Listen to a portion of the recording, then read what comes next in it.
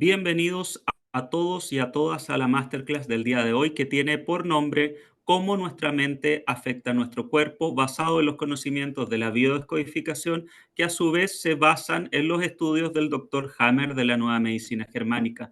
El propósito de la masterclass de hoy es que podamos comprender cuál es ese hito, esa situación vivida que vamos a entender como por nombre el bioshock, que se vive de maneras bastante especiales y que genera entonces un pico de estrés que a posterior, ese pico de estrés, si se repite o tiene la tendencia de repetirse, entonces nuestro cerebro decide generar la enfermedad como un proceso de adaptación propia y simbólica. Sé que lo que acabo de decir puede ser un poco enredado, pero lo vamos a ir dividiendo y lo vamos a ir entendiendo cada una de las distintas cosas que les acabo de decir por partes para que se comprenda bien. Lo primero que tenemos que entender para todos los que nos están escuchando el día de hoy es que previo a cualquier manifestación biológica existe una situación emocional, así de amplio, así de grueso, así de importante. Antes de cualquier situación biológica, eso quiere decir cualquier situación biológica, cualquier síntoma o cualquier enfermedad, existe una situación emocional previa que la sustenta. Así es, El punto es que muchas veces esa situación previa tiene años de distancia con lo que nos está sucediendo hoy día y por ende perdemos la capacidad de poder sacar la conclusión de decir, ok, esto es producto de tal, pero sí logramos entender que vivimos una nueva situación con estrés y que al parecer eso que los doctores hoy día manifiestan como estrés y que nosotros aprendimos a reconocer quizás como una crisis ansiosa, quizás como miedo, quizás como palpitaciones, quizás como nervios, un montón de sinónimos. Sí entendemos que derivado de ese estrés, ups, algo sucede y mi cuerpo de alguna manera se descontrola, se descompensa o genera una enfermedad. El doctor Hammer estableció unas leyes que son muy bonitas de poder estudiar, que se llaman las 5 leyes del doctor Hammer. Hoy día no vamos a aprender sobre las 5 leyes del doctor Hammer, pero sí vamos a aprender sobre una de esas 5 que para mí es por lejos la más importante, porque me parece que es una información que deberíamos aprender todos desde el colegio, deberíamos manifestar todos y entender cómo es el proceso donde se genera la enfermedad desde el sustento emocional. El doctor Hammer empezó a sacar conclusiones que son bastante particulares y bastante científicas, ¿ah? Todo esto tiene un respaldo desde él de bastante información muy científica, muy acabada. Él era un radiólogo, entonces como radiólogo logró descubrir cuáles eran las modificaciones cerebrales que existían en cerebros que habían vivido ciertos hitos de situaciones en específico. Lamentablemente, el doctor Hammer tuvo la experiencia de que su hijo fue asesinado por una bala loca mientras él pescaba. Estaba él, su señora y su hijo pescando en un lago de Alemania y una bala loca de pronto le asesina al hijo. 6 meses después de esa historia, él siendo radiólogo y su señora también, su señora manifiesta un cáncer en el seno izquierdo y semanas después él manifiesta un cáncer a los testículos. Su primera conclusión y la hipótesis que lo llevó a estudiar tanto el cómo se genera la enfermedad es esta mala suerte. Y decir, es que esto no. La primera lógica que él encontró es que a ambos padres se les generó un cáncer en las glándulas que generan hijos, ¿no? O que tienen que ver con la maternidad o la paternidad, los testículos en el hombre y el seno en la mujer. Entonces, claramente para él tuvo una connotación familiar del hecho dramático vivido anteriormente por el asesinato de su hijo. Y es desde esa hipótesis, al contrario del método científico, es desde esa hipótesis que él empezó a recabar información y empezó a preguntarle a sus pacientes, a los que iban a su centro radiológico, cuál era su historia emocional detrás de eso que habían descubierto como cáncer o cualquier otra situación. Es ahí donde después de 15 o más años de historia, logra establecer una cantidad de información importante y de coincidencias en la historia de las personas, donde entonces se puede concluir que ciertos eventos emocionales pudieran provocar a posterior una manifestación de una enfermedad. Es muy bonito lo que se postula como el doctor Hammer y lamentablemente fue silenciado, fue acusado de malas praxis, perdió su título médico, eh, porque llegó a tanta su información que él recomendaba a sus pacientes que dejen su tratamiento radiológico en el caso de del cáncer y por supuesto con manifestaciones terribles como el fallecimiento de pacientes y por eso fue juzgado y por eso incluso perdió su título, le quitaron su título de médico.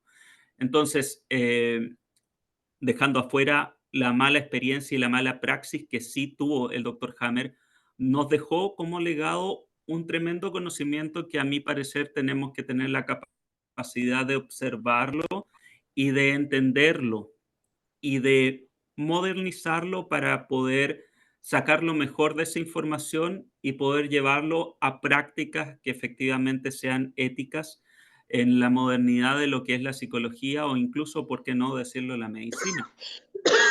En eso, el doctor Ham nos deja la siguiente información que es muy interesante de poder observar. Siempre detrás de un síntoma hay una emoción previa. Es más, ni siquiera estamos hablando de una emoción en particular como si lo habla la medicina china, por ejemplo, donde ya establece nexos, donde el hígado tiene que ver con la ira, los riñones tienen que ver con esto, los pulmones tienen que ver con la pena, por ejemplo. La medicina china es muy rica en el conocimiento de entender cómo hay órganos que de alguna manera se hacen cargo de ciertos sentimientos en particular. La biodescodificación va mucho más allá, o los conocimientos del doctor Hammer van a, a una profundidad mucho más específica de entender que no son las emociones per se, sino que es la gestión de la emoción que yo como persona estoy teniendo.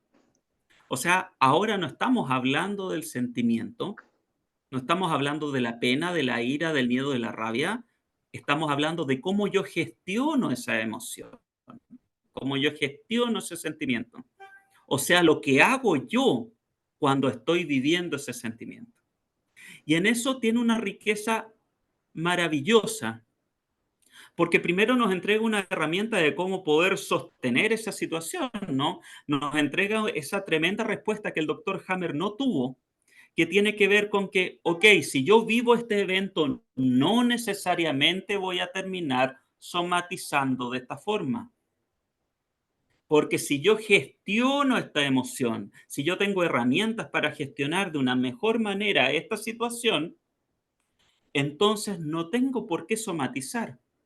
Y es ahí donde se viene un montón de información muy importante para nosotros para entender a modo de medicina preventiva y a modo de saber qué hacer con toda la tonelada de información que ya tenemos en nuestro cerebro. Entonces voy a dar la vuelta más larga. Vamos a explicar desde el comienzo qué es lo que sucede. Nuestro cerebro es una biomáquina que tiene por objetivo solo y únicamente dos cosas. Bueno, más bien una, pero para llegar a esa una se hace de la otra. Me explico. Nuestro cerebro lo único que busca es poder preservarnos el máximo de tiempo posible. Nuestro cerebro está diseñado para hacernos sobrevivir el máximo de tiempo posible. Ese es el objetivo del cerebro. Para cumplir con ese fin, el cerebro tiene la siguiente instrucción: coherencia absoluta. Y aunque estemos observando algo que no tiene coherencia, nuestro cerebro va a buscar la coherencia. Y es así como caemos en ilusiones, es así como no descubrimos a un mago que está haciendo un truco, por más que sabemos que está haciendo un truco y no logramos ver el truco. Porque nuestro cerebro saca de inmediatamente conclusiones, busca la coherencia aunque tenga que inventar la coherencia, la encuentra, con el único objetivo de preservarnos en sobrevivencia el máximo de tiempo posible. Para poder cumplir con ese objetivo y de la forma en que lo cumple, necesita información. Y nuestro cerebro codifica 24/7 toda la información que es recabada a través de nuestro sistema nervioso y nuestros 5 sentidos. 24/7 porque nuestro cerebro no descansa. Y un gran ejemplo de eso es cuando estamos tomando una siesta o estamos durmiendo y logramos darnos cuenta que alguien nos está mirando. ¿Cómo es posible eso si tenemos los ojos cerrados? Es posible gracias a la información que recaba nuestro cerebro y que nuestro cerebro sigue completamente activo. Y toda esa información es guardada y almacenada y gestionada por nuestro cerebro. Toda. No existe información basura. Pero es tanta la cantidad de información que recibe segundo a segundo. Imagínense que está ya establecido científicamente que por un pestañeo hay más de 4.000 pensamientos. Imagínense. Yo no lograría ni siquiera anotar cuáles son los con los 4.000 entre un pestañeo entre un pestañeo y otro. Es insólita la cantidad de información que logra gestionar nuestro cerebro. Entonces, es tanta que además tiene funciones muy básicas nuestro cerebro. Nuestro cerebro simplemente vive un eterno presente, por decirlo de una forma metafórica y bonita.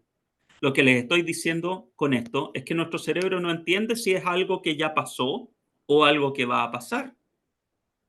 Simplemente lo vive como un evento preciso, es completamente textual nuestro cerebro. Nuestro cerebro no diferencia una mentira de una verdad, simplemente la vive como una información. Entonces, es tanta la cantidad de información que necesita recabar que las funciones del cerebro son muy básicas. Si no, no podríamos compensar tanta información. Entonces, ¿qué es lo que sucede? Esta es la información cerebral y cómo más o menos desde una forma recontra mega básica, ¿ya? Solo para entender este concepto, no estamos entrando en situaciones neurocerebrales o qué sé yo. Es solo para poder entender este contexto que lo explico de esta forma. Entonces, volviendo al tema de las emociones, no son las emociones en sí, sino que es la manera que tenemos de gestionar las emociones. Y para eso tenemos que entender el concepto del biochoc. El biochoc es un evento preciso, conciso y puntual que genera un pico importante de estrés. Así de amplio y así de básico. Un biochoc, que es el concepto que ocupamos en biodescodificación, no es más que un evento preciso que genera una alta cantidad de estrés. Y donde genera una alta cantidad de estrés, genera una alerta en el cerebro, un peligro de que puede estar en riesgo la sobrevivencia. Nuestro cerebro siempre mantiene lo que se llama una normotonía, una homeostasis, ¿ok? Siempre nos mantiene más o menos bajo una línea. Durante el día estamos más activos, durante la noche entramos en un proceso de recuperación, donde se rehidrata el cuerpo, donde se mandan todas las vitaminas donde tiene que enviarse, donde se descansa, para prepararse al nuevo día, donde más o menos sigue como si fuera ondulante, ¿ok? Pero si en esa ondulación hay un momento de un pic, nuestro cerebro genera una alerta. Y esa alerta es como si nuestro cerebro sacara una fotografía de todo lo que está contenido a nivel de información en ese evento preciso. Para eso le pone un destacado a todos los elementos que componen ese pico de estrés. Pongamos el siguiente ejemplo para que se entienda muchísimo mejor. Imaginémonos que nos invitaron a cenar, mi pareja, por ejemplo. Yo, enamorado, me imagino que esta va a ser una cena romántica, que quizás me va a pedir algo importante, que vamos a dar un nuevo paso en la relación. Empezamos a pedir nuestra alimentación, llega la entrada y me dan por aviso de que nuestra relación va muy mal y que han decidido separarse de mí. Esa situación, ese momento preciso y específico pudiera ser generador de un alto nivel de estrés. Y en ese momento nuestro cerebro saca una fotografía amplia a todos los estímulos y toda la información que hay contenida en ese momento. El olor a la comida, si es que pasó una moto y hay olor a quema de combustible, si hay olor a fritura, si hay mucho ruido, si hay sol y siento calor, si yo estaba sudando, toda esa información queda contenida en ese espacio específico como si fuera una alerta, como si fuera una alarma. Y eso es lo que llamamos biochoc, ¿ok? Cualquier situación de alto nivel de estrés, pero que además lo vivo con 5 características que son fundamentales para que se genere esta impronta de alerta o de importancia. Lo viví de forma inesperada, lo viví de forma dramática, lo viví sin solución, no lo pude comunicar, no lo pude expresar y además lo viví desde una soledad. Esas 5 características son las que dejan esta impronta cerebral de alerta en nuestro cerebro y esa alerta va a estar frente a todos los estímulos que estaban contenidos en ese momento. No solo a la ruptura de la pareja, como era el ejemplo que di, sino que a todos los olores, a todo lo que se escuchó, a toda la temperatura que había, a toda la sensación que tuve, a todas las conversaciones de la mesa que estaba al lado, toda esa información queda improntada con la misma cantidad de estrés y con la misma alerta. Como si todas esas situaciones fueran las peligrosas, además de lo que viví para mi sobrevivencia. ¿Ok? Entonces, ¿cuándo llega el minuto de que nos enfermamos? Cuando en el futuro, cuando pasa tiempo de esta situación, no necesariamente cuánto tiempo, simplemente pasa tiempo, puede ser 1 año, 10 años o 50 años, y nuevamente mi cerebro codifica que alguno de estos estímulos de alerta encienden la alerta. O sea, cuando en el futuro nuevamente viví una situación medianamente parecida, que contenía alguno de todos estos elementos con los que se generó la alerta, entonces ahí mi cerebro inmediatamente dice, esto no tiene solución. Esto yo ya lo viví, esto pinta para no tener solución y de inmediato, donde ya sabe que esta situación no tuvo solución, porque la viví de forma inesperada, de forma dramática, sin poder expresarla, ¿me entienden? Sin poder expresarla, viviéndola en soledad. Entonces mi cerebro lo que dice, ok, si Claudio no pudo hacer nada con esta situación, estoy obligado a adaptarme a ella. Es como si antes de pelear una batalla, mi cerebro ya sabe que va a perder, entonces mejor me adapto de inmediato a perder. Es solo un ejemplo, no es que la enfermedad sea perder. Lo que les quiero decir es que el cerebro de inmediato entonces gestiona una manera de darle solución a este problema. Y la forma en que gestiona esta adaptación es la generación de una enfermedad. O sea, modifica su propia forma de hacer biología con el propósito de adaptarse a esta situación. Toda enfermedad y todo síntoma entonces no es más que un proceso adaptativo a una situación que se siente sin solución o de forma dramática o de forma inesperada o sin poder expresarse o vivida en soledad. o todas las juntas, todas las anteriores juntas. Entonces, cuando se genera una enfermedad, siempre va a haber un biochoc previo, solo que ese biochoc quizás ya ni siquiera tenemos conciencia de haberlo vivido.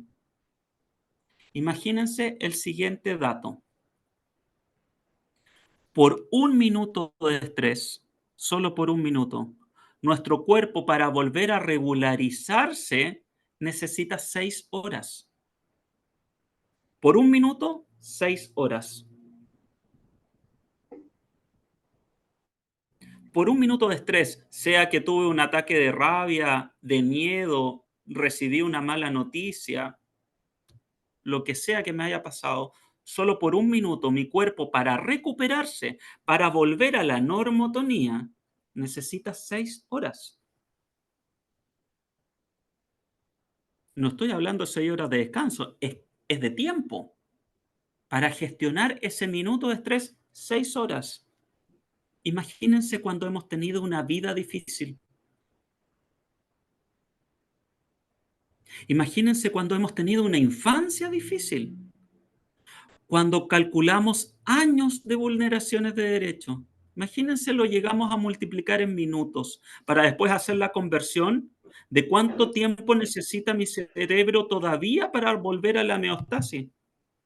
Les aseguro que a algunos todavía nos falta vida para volver a una normotonía, para volver a la normalidad.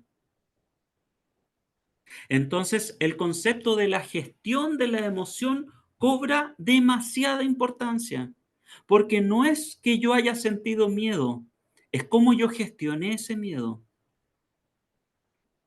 No es que yo tenga tristeza por una separación, es cómo yo gestiono esa tristeza. Porque las emociones están como un proceso adaptativo, o sea, nuestras emociones, aunque sea complejo vivirlas, necesitamos de permitirnos la emoción. Necesitamos de permitirnos la emoción.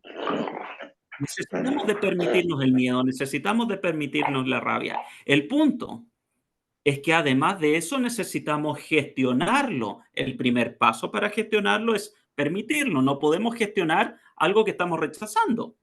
No podemos gestionar algo que estamos bloqueando, algo que estamos diciendo, no, si aquí no pasa nada. Entonces, el primer paso para una buena gestión emocional es permitirnos la emoción. Entender y entendernos por qué la estamos viviendo. ¿Ok? Y después de eso, poder observar cuál de estos 5 componentes que son generadores de un biochoc de alguna forma puedo resolver. Y para eso no solo necesitamos una gestión emocional propia, sino que también necesitamos una contención de nuestro entorno, porque somos seres sociales. Entonces es muy interesante poder entender y profundizar sobre estas 5 características generadoras de un biochoc. La primera es vivir la situación de forma inesperada. ¿Cuál sería la madurez detrás de una situación inesperada? ¿La madurez emocional detrás de una situación inesperada? ¿Cómo puedo yo resolver una situación que se vive de forma inesperada?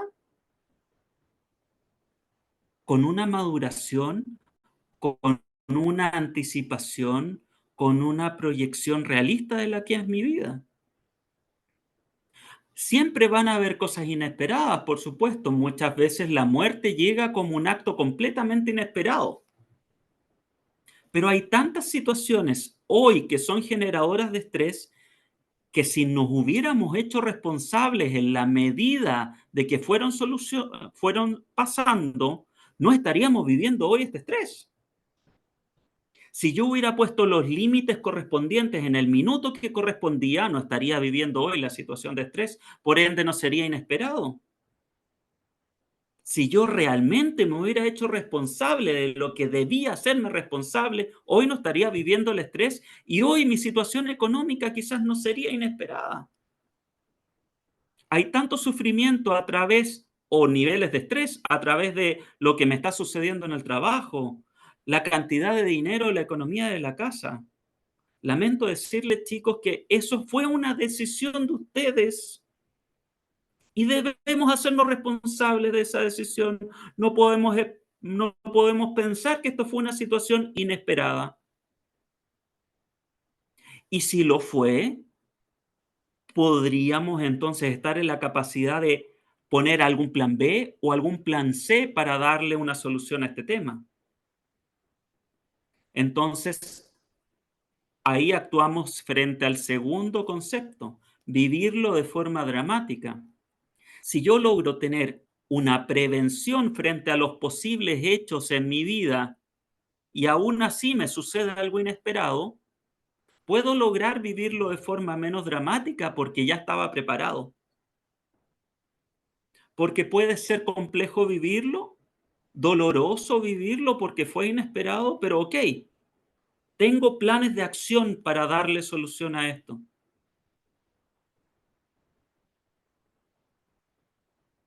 La tercera, estamos hablando de no poder expresarlo.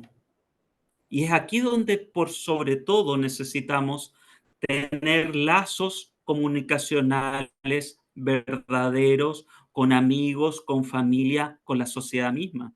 Es aquí donde los terapeutas entramos de lleno a cubrir esta necesidad que antes teníamos a los sacerdotes en el confesionario y que hoy día los psicólogos entran a cubrir esa necesidad de expresión.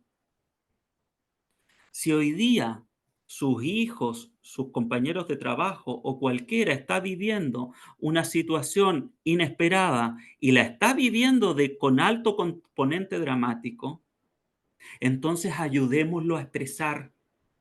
Que expresen, que hablen todo el rato. Si se demoran días en hablar del mismo tema, nosotros escuchamos, no hay problema. Así podemos ayudar. Si es que realmente queremos ayudar, que también es una decisión propia. Pero necesitamos incentivar la comunicación. Si no existen esos lazos, como está diciendo Sandy en el Instagram, podemos escribir, podemos hablar en un espejo, podemos hacer que estamos llamando por teléfono aunque esté del otro lado. No estamos hablando de que necesitamos conversar. Estoy hablando de que necesitamos expresar, que es muy distinto. Los gritos también es una forma de expresar. No saben la cantidad de pacientes que les he dado el siguiente ejercicio. Vayan a un lugar silencioso si pueden y griten todo lo que tengan que gritar. Es altamente terapéutico expresar. Y hay un millar de formas de poder expresar, no necesariamente la conversación con otro, eso es solo una forma. Podemos escribir, podemos hacer arte, manifestar mi emoción. Dentro del auto también. Podemos gritar dentro del auto, dicen ahí en el ejemplo. Claro que sí. Pero necesitamos expresar.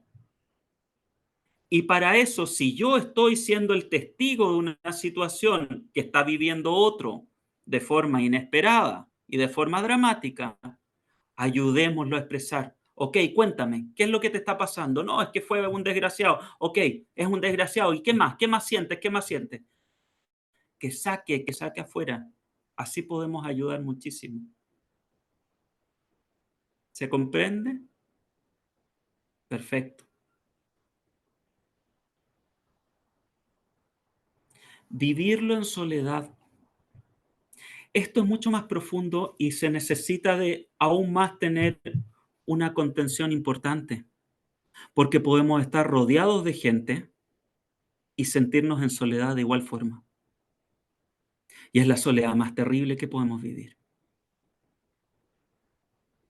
Entonces yo con esta última reflexión respecto a esto, les quiero recalcar la importancia de que tengamos lazos emocionales con las personas porque somos seres sociales, porque necesitamos de la comunicación,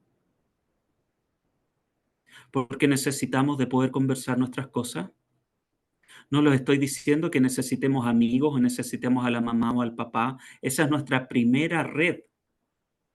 Esa es nuestra primera red de lazos a los que podemos acudir. Pero hay muchos que no tienen esa posibilidad. Y ese lazo se convierte en el vecino, en el almacén de cerca de mi barrio, en mi junta de vecinos, con los que me junto a hacer talleres, mis compañeros. Es importante que cultivemos nuestra sociabilidad para que en ese minuto donde yo necesite expresar o no sentirme tan solo, pueda entonces expresar. Yo sinceramente, chicos, estoy en una campaña donde ojalá cada vez menos necesitemos de terapeutas y de psicólogos. Es un sueño. Es un sueño que veo irrealizable, pero que me permito soñarlo todavía. Porque ojalá este mundo cada vez necesite de menos psicólogos y cada vez necesite de menos terapeutas, porque se puede. Porque si enseñamos a todos gestión emocional, si enseñamos a todos inteligencia emocional, si desde pequeños en el colegio se incluyera como asignatura tan importante como las matemáticas o los idiomas, la educación emocional, a lo menos podríamos tener mayor gestión emocional, ya no tendríamos niños frustrados, ya no tendríamos niños con pataletas, tendríamos niños que saben reconocer sus emociones. Pero si como adultos no sabemos reconocer nuestras emociones, ¿qué más le vamos a pedir a nuestro hijo o hija, a nuestro pequeño, no? Es complejo. Entonces, esas son las formas de poder lidiar con una situación, con un biochoc que estoy viviendo ahora en mi adultez. Bueno, es una forma que yo les propongo, no es la única, por supuesto, crianza respetuosa. Crianza respetuosa, me dicen ahí, es un excelente concepto, pero ojo, crianza respetuosa, me estoy tomando el, el momento para decir la palabra correcta, porque tengo una impresión y esto es un juicio mío, ¿ya? Me ha tocado lidiar con muchos, lidiar me refiero a trabajar, a terapiar, a muchos papás que ejercen crianza respetuosa y desconozco por qué, por eso les estoy diciendo que es un juicio, desconozco por qué todos suelen tener problemas con autoridad. Todos suelen tener problemas de la autoridad que tienen con el hijo. De tanto respeto, les falta un poco quizás la estructura antigua que antes era así respetuosa, pero que también es necesaria. Es necesario que nuestros hijos sepan quién es el papá, cuáles son los límites, cuál es la estructura, qué es lo que me gusta, qué es lo que no. Y también, por supuesto, en qué podemos negociar. Pero bueno, por lo menos es muchísimo mejor que la crianza que tuve yo o que tuvieron muchos de ustedes, que con la chancla nomás.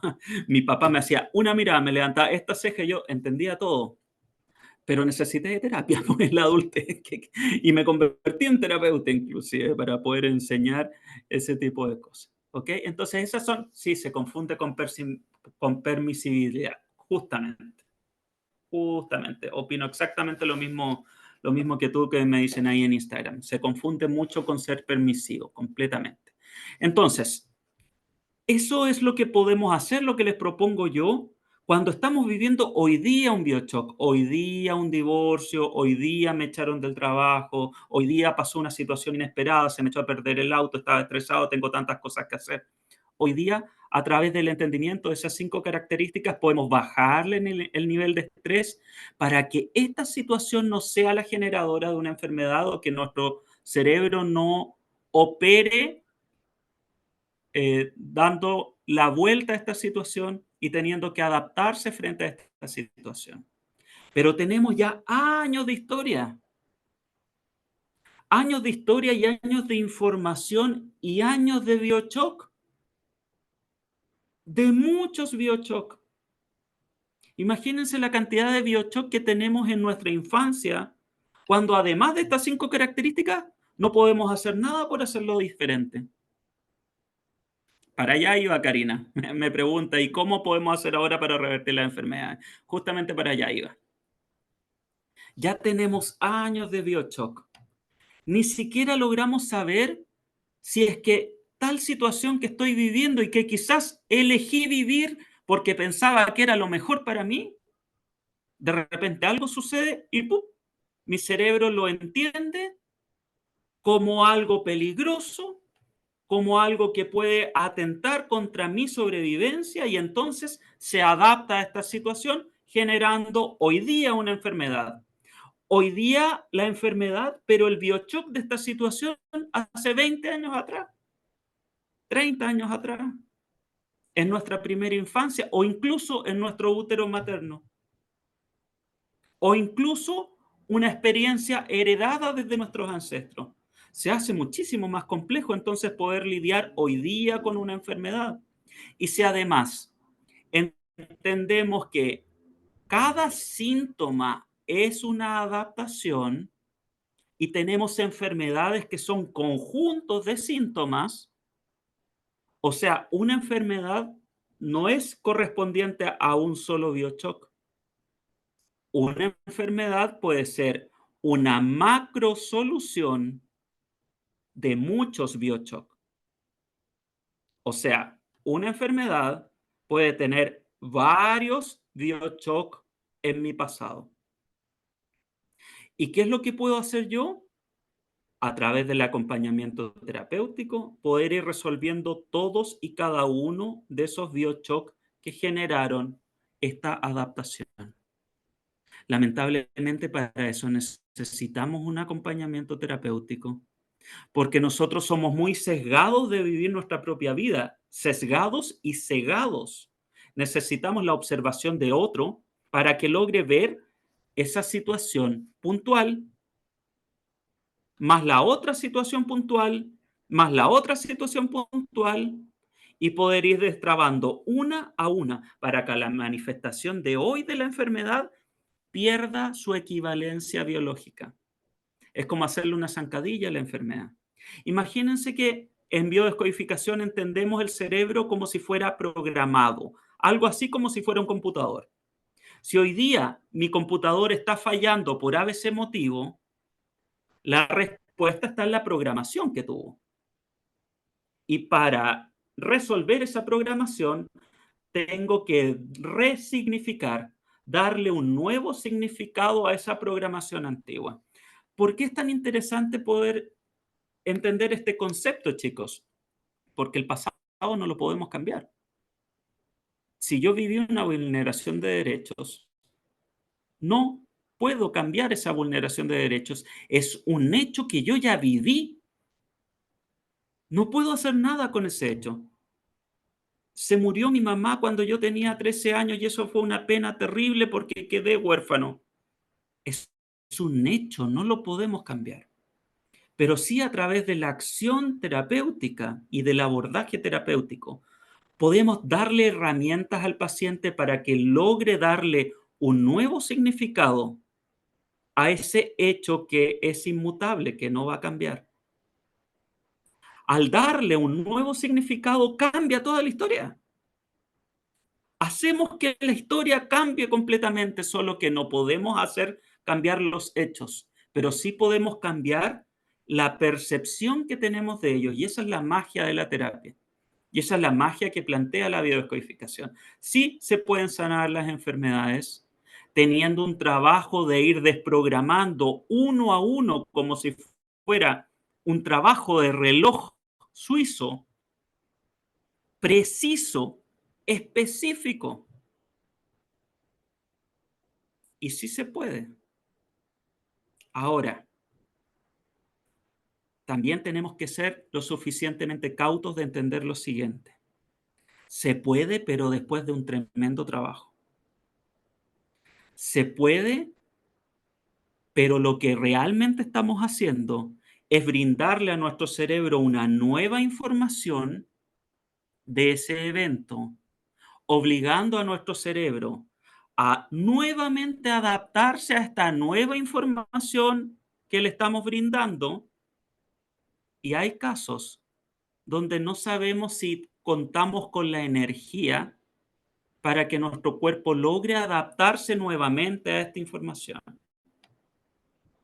Doy esta explicación justamente para casos complejos, cánceres grado 4 o multiplicidad de cánceres o lupus en estados muy complejos, por ejemplo. Yo he tenido excelentes resultados terapéuticos con enfermedades que se han visto de buenas a primeras como muy complejas, pero también tenemos que ser cautos con la expectativa porque hay veces que para que nuestro cerebro nuevamente opere a una nueva adaptación, ya no hay tiempo o ya no hay energía de poder lograrlo. Es una nueva adaptación, es otro trabajo más, aparte de todo el trabajo que está haciendo nuestro cerebro constantemente. Entonces, no es sencillo. Se puede, pero no es sencillo. ¿Ok? Entonces, ¿cuál es el trabajo que podemos hacer si hoy día estamos enfermos? Es un tema para otra clase, pero sí les quiero dejar algunas herramientas, ¿ya? Para poder entender eso, porque sé que puede ir a ser lo más llamativo o lo más interesante de poder aprender.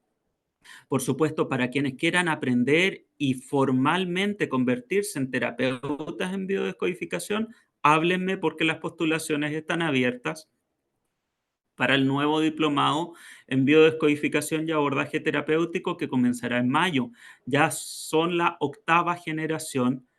Junto a Paula, que es una excelente profesional, experta en traumas severos, generamos este diplomado para convertir a terapeutas expertos en biodescodificación y en abordaje terapéutico, donde van a aprender todo esto y en muchísimo detalle para poder trabajar con personas utilizando esta técnica. ¿Ok? Pero dicho esto, lo más importante, si hoy estamos enfermos, primero es entender que estamos enfermos por situaciones vividas puntuales, por biochoc, que muchas veces pueden ser, súper añejos. Segundo es entender que por síntoma voy a tener un biochoc distinto.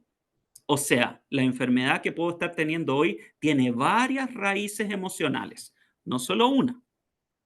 Y la idea, la mejor idea, sería poder ir desprogramando una a una, ¿ya? Pero aquí les quiero dar un dato, un tip, porque insisto, esto ya sería tema de módulos completos que nos dedicamos a poder enseñar esto.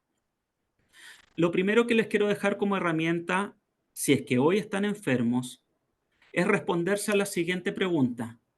¿Qué me permite la enfermedad? Mira qué interesante la pregunta. ¿Qué me permite la enfermedad?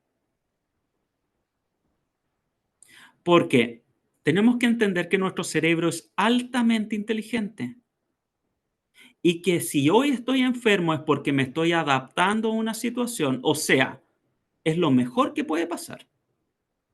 Frente a la situación que estoy viviendo hoy, es lo mejor que puede pasar. Entonces, si es lo mejor que puede pasar, ¿cuál es la gracia de estar viviendo esto?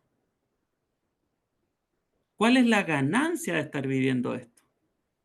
¿Para qué estoy viviendo esto? Y en eso van a encontrar una riqueza de contenido, chicos, enorme y que de repente es un tremendo tema. No saben cuántas personas se enferman por necesidad de descansar. ¿Cuántas personas se enferman para poder dejar de ir a ese trabajo? ¿Cuántas personas hoy día se enferman para poder componer la familia y que vuelvan a sentirse más unidos todos? No saben cuántas personas se enferman sacrificándose por su familia. Entonces, responderse a la pregunta, ¿para qué? Tiene una gran cantidad de importancia terapéutica. ¿Para qué me enfermé? ¿Qué es lo que estoy logrando al enfermarme? ¿Tiempo? ¿Que se ocupen de mí? ¿Sentirme querido? ¿Sentirme descansado? ¿Que de nuevo les importe? Para eso necesitamos tener una honestidad brutal con nosotros mismos. Y como no solemos ser honestos con nosotros mismos, de repente necesitamos un terapeuta que sí nos diga y nos abra los ojos, ¿no? Eso es lo primero. Lo segundo es lo que se llama la lógica biológica. Y me encantaría poder, basado en ese concepto, hacer una masterclass. Si ustedes eligen ese tema, podemos seguir profundizando. La lógica biológica explica lo siguiente. Toda célula que esté involucrada en la adaptación, o sea, en la enfermedad, toda célula o todo órgano, va a estar simbólicamente relacionado con el biochoc.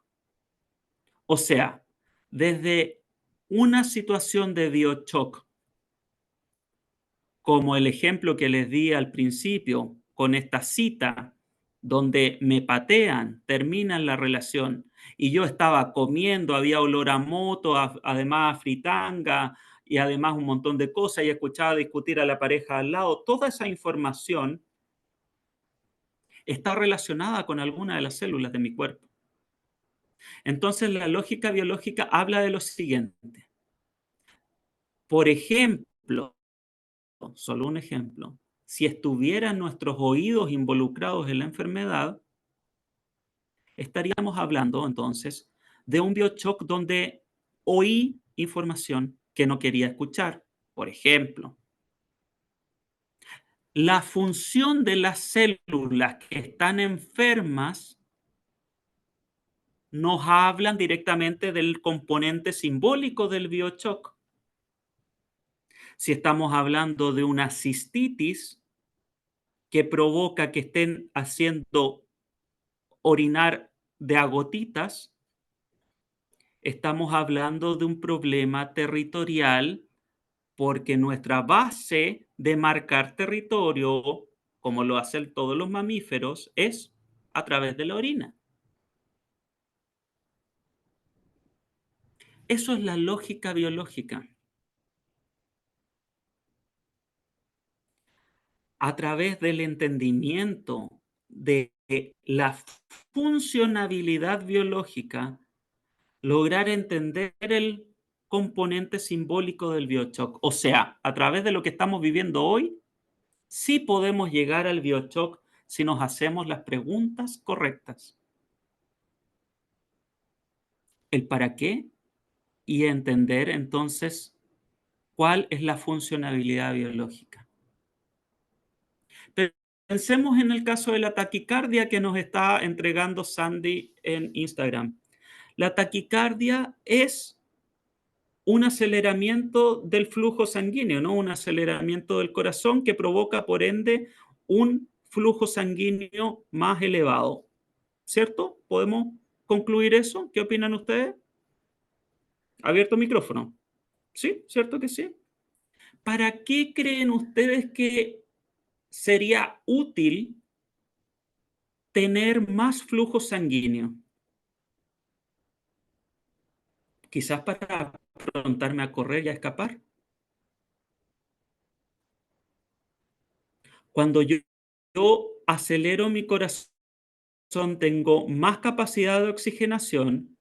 Para tener más capacidad de oxigenación, todos mis músculos van a estar entonces preparados para huir, para escapar. Entonces, pudiéramos tener una hipótesis solo desde la funcionalidad biológica de la taquicardia, de entender que si estoy con taquicardia, es porque estoy viviendo una situación donde necesito huir o necesito ganar la carrera, necesito escaparme. Quizás no es directamente escapar, pero sí directamente irme, prepararme, estar alerta. La depresión es una situación y todo trastorno del comportamiento es una situación bastante más compleja todavía que esta. Cuando estamos hablando de cualquier trastorno de comportamiento, estamos hablando de estos mismos biochocs, pero que suceden en el mismo momento dos o más. Y entonces ya la adaptación no la puede hacer mi cuerpo, sino que obligadamente la hace mi cerebro. Y esa adaptación es una depresión, es un trastorno bipolar, es una ninfomanía. por ejemplo. Pero sí, en el caso de una depresión y de cómo la puedes estar viviendo tú, es interesante preguntar, ¿para qué? ¿Para qué estoy con esta pena que no se me aguanta? ¿Me entienden? No lo puedo responder yo solo puedo darle distintos ejemplos, pero seguramente les permite algo. Distinto es si logran el objetivo con eso. Ojo en eso, ojo con eso. Me hablaban de las articulaciones. Cualquier situación inflamatoria, por ejemplo, de las articulaciones, que suelen doler por las articulaciones, tendríamos que hablar entonces de la funcionabilidad biológica de esa articulación en específico. La funcionabilidad biológica de una muñeca no es la misma que de un tobillo. ¿Entienden? Pero sí, pongamos el ejemplo del tobillo. El tobillo forma parte del pie y el pie nos permite avanzar. Pero el pie solo avanza hacia adelante, es el tobillo que logra dar una dirección. Entonces, cuando yo tengo un problema articular en el tobillo, tiene que ver con la dirección en la vida que yo estoy tomando. En referencia a que antiguamente hay un biochoc con respecto a la dirección que tomé en la vida y que seguramente lo viví de forma inesperada, dramática, sin solución, sin poder expresar y vivido en soledad.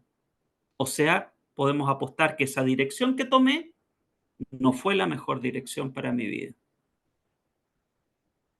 El colon, por más que suene algo bastante sencillo, si estamos hablando de un colon irritable, Mucho la no autoestima. es tan sencillo el autoestima. No sé qué quería decir Elizabeth por ahí.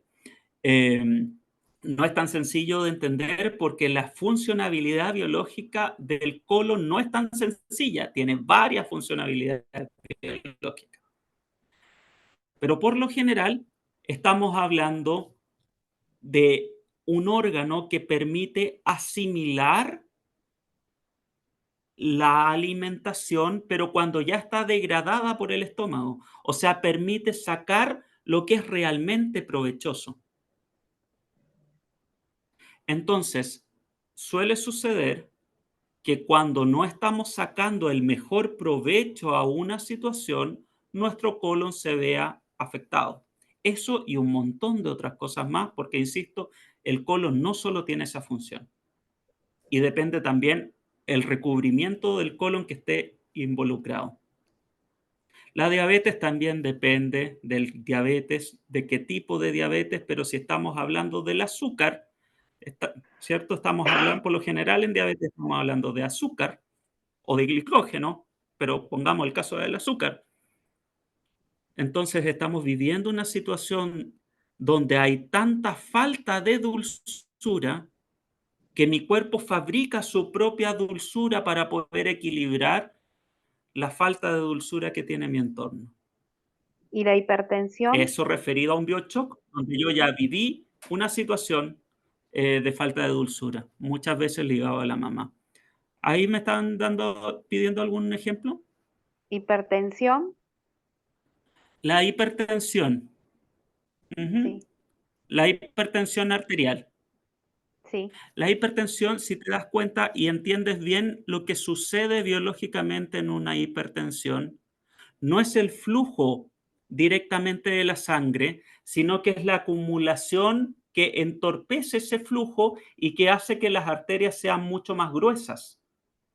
Entonces, al estar más presionada la sangre, hace que la sangre circule muchísimo más rápido, haciendo una hipertensión.